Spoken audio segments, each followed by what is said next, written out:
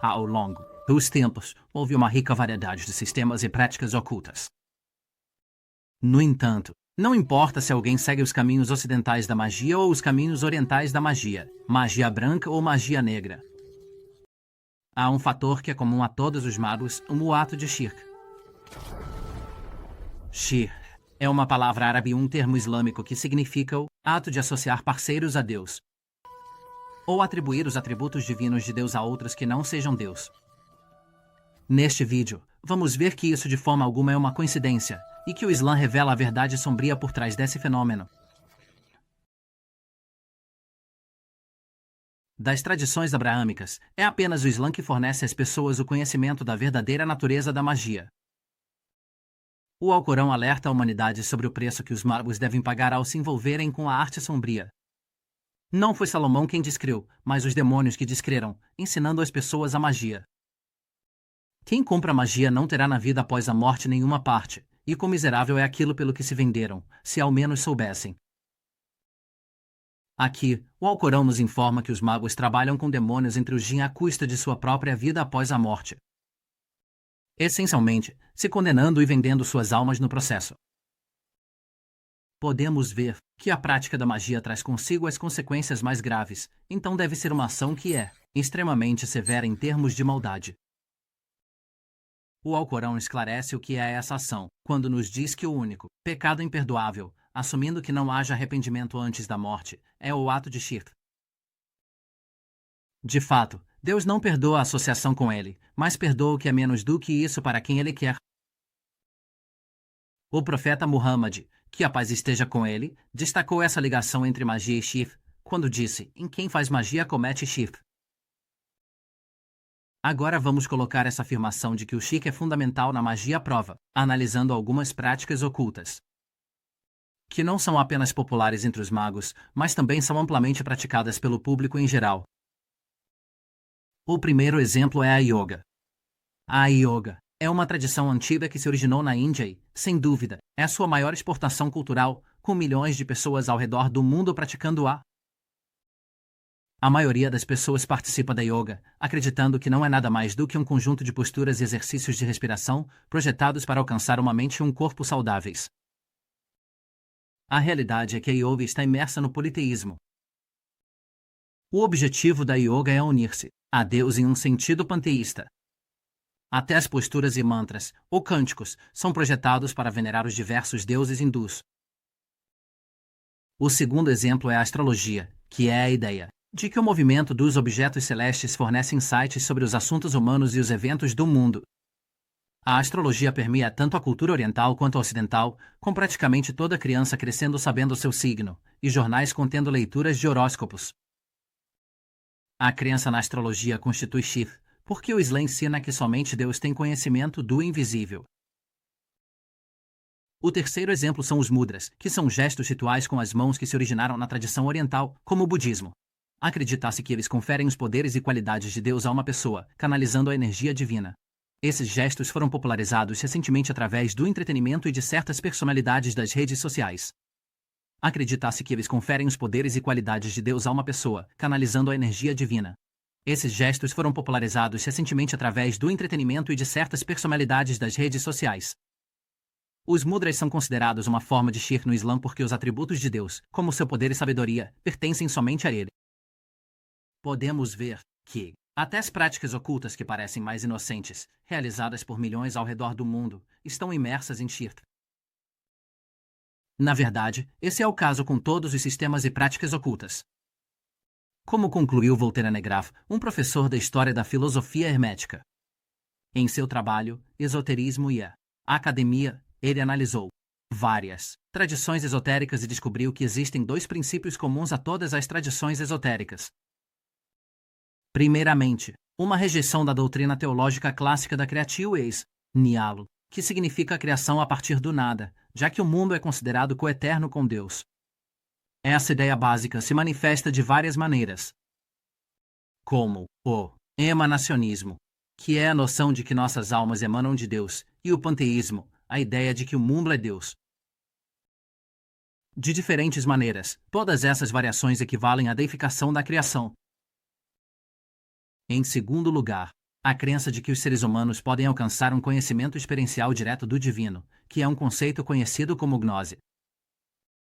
Isso é diferente do monoteísmo clássico, no qual a humanidade depende de Deus se revelar. Podemos ver que não só o shirk é prevalente em todo o ocultismo, mas também é o pior tipo de shirk. É uma coisa adorar uma imagem ou ídolo além de Deus. É, ainda, pior acreditar que Deus está presente em toda a criação, porque isso transforma tudo em um ídolo. Tudo isso é exatamente o que esperaríamos encontrar-se.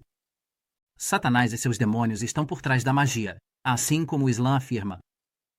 Porque o objetivo diabólico dele é fazer com que a humanidade tenha as piores crenças que os condenarão ao inferno. Esse conceito de deificar a criação pode até ser usado como uma justificativa moral para realizar as ações mais vil e malignas. Pegue, por exemplo, os Aguari, uma pequena seita dentro do hinduísmo. Os Aguari rejeitam as normas sociais de moralidade porque conceitos dualistas como o bem contra o mal e o puro contra o impuro dividem a criação.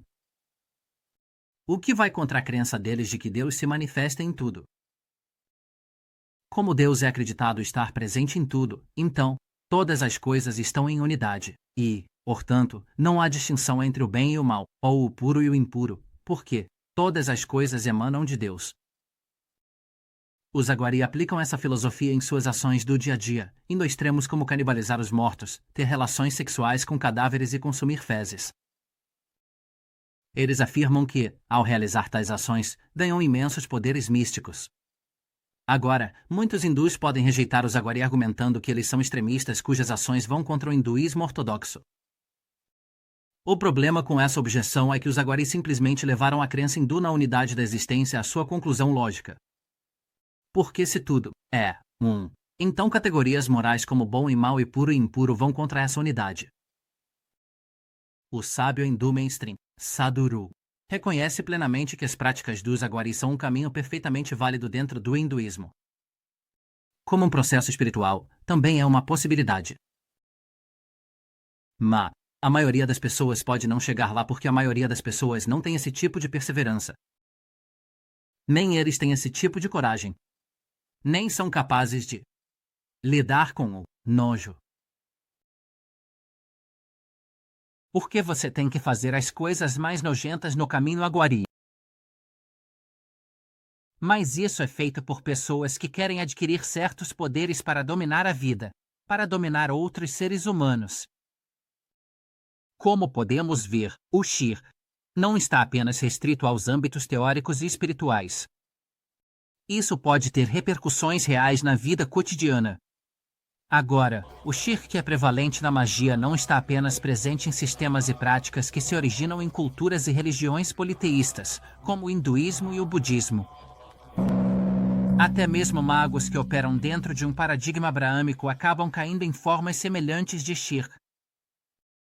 Dentro do judaísmo, existe uma vertente mística conhecida como Cabala, que tem o conceito de Deus Ein Sof, uma frase em hebraico que significa sem limites ou infinito. Ein Sof é considerado a essência oculta de Deus, que é incognoscível para o mundo. Ein Sof interage com o mundo através das 10 sefirot ou emanações, por meio das quais Deus é dito se revelar. Agora, os cabalistas podem rejeitar todas as acusações de politeísmo, argumentando que essas emanações são apenas atributos do único Deus. E, portanto, estão perfeitamente alinhados com o monoteísmo do judaísmo ortodoxo. Mas a realidade é que, quando se lê o Zohar, que é o texto fundamental da Cabala, ele é politeísta até o núcleo. O rei, que é Abba, disse a Ima: Eu não te disse que Adão ia pecar? Por que você o criou? Aqui, duas das emanações de Deus, Abba que significa pai, e Ima que significa mãe, que se acredita estarem associadas aos aspectos divinos masculino e feminino, respectivamente, são retratadas como dois seres distintos, com vontades separadas e opostas. Essa é claramente uma representação politeísta de Deus, que está em desacordo com o monoteísmo do Antigo Testamento. Magos que operam dentro de um paradigma cristão também caem em shirk. Vamos pegar a ordem hermética da Aurora Dourada como exemplo. A Aurora Dourada foi fundada no final do século XIX. E era uma sociedade secreta dedicada ao estudo e à prática do oculto. Eles foram extremamente influentes no esoterismo ocidental, com praticamente todas as tradições modernas tendo sido influenciadas por eles. Seus ex-membros escreveram livros, expondo os ensinamentos secretos da Ordem Mágica. Durante os rituais, os membros da Aurora Dourada invocavam o deus de Abba e chamavam anjos para proteção contra espíritos malignos. Atrás de mim, o grande arcanjo, Gabriel. Obrigado. Pele, até usar um simbolismo cristão. Aqui está um dos símbolos deles, conhecido como a Cruz Rosada. Tem o lema, o Mestre, Jesus Cristo, Deus e Homem. Quando os membros subiam pelos vários graus mágicos, um dos juramentos que tinham que fazer era: eu, um membro do corpo de Cristo, neste dia me prendo espiritualmente, assim como estou agora preso fisicamente na cruz do sofrimento. Apesar do fato de que os magos da Aurora Dourada operavam dentro de um paradigma cristão, eles também cometiam atos que até mesmo os cristãos, trinitário, ortodoxos considerariam politeístas. Por exemplo, durante os rituais, eles assumiam formas divinas, o que envolvia visualizar a si mesmos, incorporando deuses egípcios, para canalizar energia divina e colocá-la em prática. Magos muçulmanos também inevitavelmente caem em shirk. Entre as seitas muçulmanas, são os sufis que são os mais eruditos quando se trata de misticismo. O sufismo tem o conceito de Wahdatul Wujud, que significa unidade do ser, que é a ideia de que existe apenas uma única realidade última e indivisível, e tudo que existe é uma manifestação dessa realidade singular, que é Deus.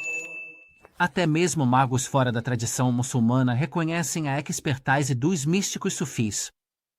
Na verdade, alguns dos ocultistas mais influentes da história estudaram sob mestres sufis. Por exemplo, o notório mago inglês Aleister Crowley, declarado em sua autobiografia sobre suas viagens no norte da África: meu sheik era profundamente versado no misticismo e na magia do Islã e não hesitou em me fornecer livros e manuscritos sobre a cabala árabe. Com esse homem, eu também aprendi muitos dos segredos do Sidi. Aqui, Sidi, Aizava, é uma referência a uma tarika sufi, ou escola mística. O currículo mágico de Aleister Crowley até recomenda que os alunos leiam poesia sufi em geral. No clipe de áudio a seguir, um mago budista erudito afirma que o sufismo é uma das poucas tradições mágicas autênticas no mundo hoje. Eu olhei para o sufismo pela primeira vez quando saí do caminho oculto ocidental, porque o sufismo claramente é baseado em uma linhagem de sheik para sheikh. Voltando. Se existe uma tradição espiritual autêntica, eu recomendaria o sufismo como sendo uma que é confiável. Em conclusão, o fato de que o shirk é o denominador comum que fundamenta o ocultismo prova que há um mestre por trás de tudo isso. Se os vários sistemas e práticas ocultas tivessem se desenvolvido aleatoriamente ou sem direção, você esperaria que existissem práticas e sistemas que se encaixassem tanto em paradigmas politeístas quanto monoteístas.